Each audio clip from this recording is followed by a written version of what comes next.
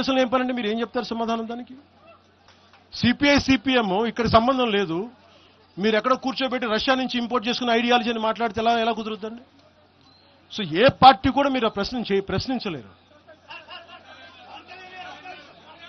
ఆల్గిచ్చు sir, national media will let me address it separately, sir. Let me address it separately. Just give me 15 minutes. I think, sir,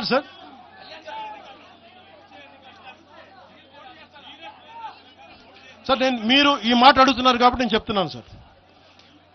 2014లో మల్కేజ్గిరిలో ఆ రోజు NDA కూటమి అభ్యర్థిగా ఎంపీగా పోటీ చేసే అవకాశం నాకు ఉండింది. ఆ రోజున నేనేమనుకున్నానంటే, నాకు పోటీ చేసి ఎంపీ అవ్వాలనుకుంటే కూడా తెలంగాణ నిర్మాణానికి మేమేం సహాయం చేయగలం ఆలోచించాను తప్ప, నాకు తెలంగాణలో పోటీ చేసే, నిజంగా చెప్పాలంటే నాకు ఆలోచన, నాకు తెలంగాణ బాగుపడాలని కోరుకున్నాను కానీ నాకు తెలంగాణ నుంచి పదవులు కావాలని కానీ నేనేం కోరుకోవట్లేదు. మా వాళ్ళు గెలిస్తే చాలు, అదే కోటి దండాలు దానికి.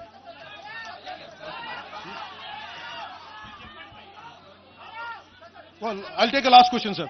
I'll speak to you. చెప్పండి సార్. Say it again.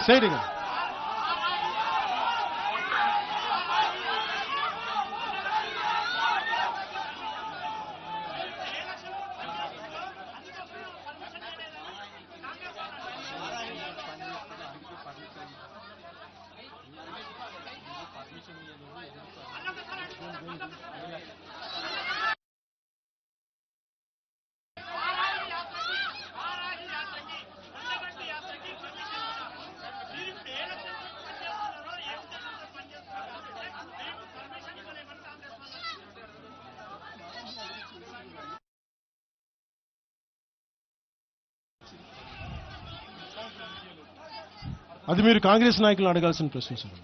వాళ్ళు ఎందుకు పర్మిషన్ ఇవ్వలేదు మీరు వాళ్ళని అడగండి.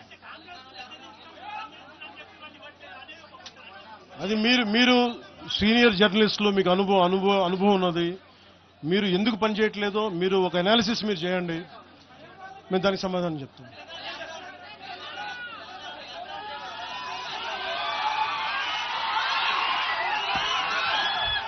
లాస్ట్ మీ అందరికీ మరోమారు ధన్యవాదాలు తెలుపుకుంటాం.